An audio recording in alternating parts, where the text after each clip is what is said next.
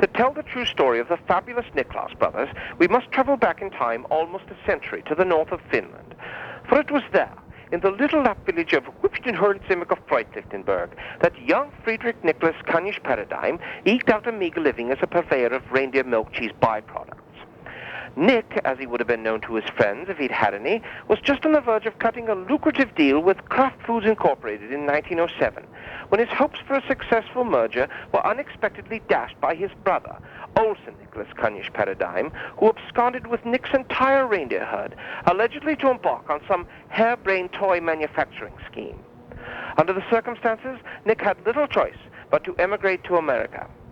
Upon his arrival in New York, Nick fell in with a gang of Scandinavian toughs known as the Lutefisk Smashers, but soon defected to the ranks of their arch rivals, the notorious Stockholm Boys, a.k.a. the Holm Boys.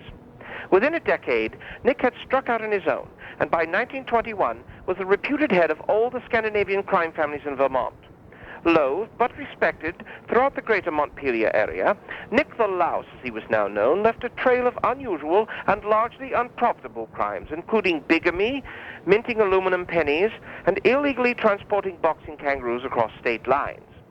In the end, Nick proved to be an ambitious but incredibly stupid gangster, and was eventually forced to fall back on his accordion playing, a skill he had learned as a small child from a band of sober-minded, stationary Norwegian gypsies. Now 50 years old, and having failed at both business and crime, Nick took to the music scene with a vengeance. By 1926, he'd garnered his first recording contract with Yellow Snow Records, and had a number 6 hit on the charts with his stirring polka rendition of Laplander's Lullaby. Many more successes would no doubt have ensued had Nick's life not been tragically cut short. On a July afternoon in 1927, while performing in an outdoor concert in San Francisco, Nick died suddenly of hypothermia, leaving 6 wives and a total of 27 children. By the early 1940s, Nick's eldest son, Friedrich, decided to follow in his father's footsteps. Wisely deciding to skip over the cheese-making and crime phases, Fred went straight into music.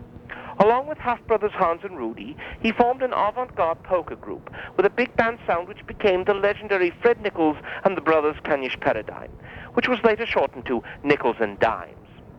But it was by the longer name that they were immortalized by the songwriting team of Harburg and Gorny and their now famous hit, Brother Kanisch Paradigm. In 1941, patriotic duty called, and the Fabulous Nicklaus Brothers, as they were now known, answered the call. The United States government sent them on a morale-boosting musical tour of Allied base camps north of the Arctic Circle. It was there, somewhere between Finsk and Minsk, that their plane was shot down over Nazi-occupied territory. For 3 years following their capture, the Fabulous Nicklaus Brothers led a life of utter despair. Barely surviving on a diet of fish heads and frozen blubber, they were forced by the sadistic camp commandant to perform Wagner's entire ring cycle on the accordion. But finally, when they received word that their musical talent was required in a sick plot to create a polka version of Beethoven's Fifth Symphony, the boys bravely decided to draw a line in the snow. In Rudy's words, there are certain crimes against art so heinous that they ought not to be committed by any responsible human being, even a musician. By the winter of 1944, the Nicklaus brothers could take no more. They decided on a desperate attempt to tunnel their way through the frozen tundra and thereby escape their imprisonment. Although they nearly died in the attempt, they did eventually manage to escape to freedom. In fact, it was this harrowing adventure which inspired Fred Nicholas to compose his now famous Christmas carol, Walking Through the Winter Underland. Even after their escape, the Fabulous Nicklaus brothers would have perished without a trace, had they not been discovered wandering the ice by a group of 50-year-old bearded children, who led them straight to the local toy manufacturing complex, where they were immediately put to work writing promotional jingles. But it wasn't until the annual employees' Christmas party that they discovered that the president of the company was none other than their very own uncle, Olsen Nicholas Kanisch Paradigm, or, as he now preferred to be called, Olsen Nick. It seems Olsen had discovered the secret of eternal youth, apparently the result of magnetic field ionization of the pituitary gland occurring in extreme polar regions, coupled with a diet of blubber and beer. This secret, which saved Olsen a fortune in employee pension benefits, he agreed to share with his nephews, provided they agreed to write commercial songs for the company for a period of not less than 40 years.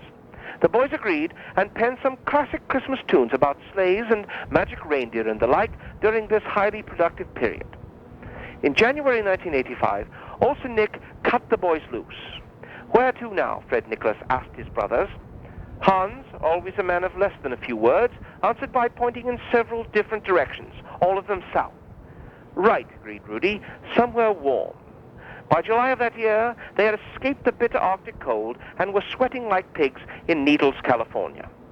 Too hot, declared Fred, and by August, the Fabulous Nicklaus Brothers were sipping orange juice and playing shuffleboard at the Sinatra compound in scenic Palm Springs.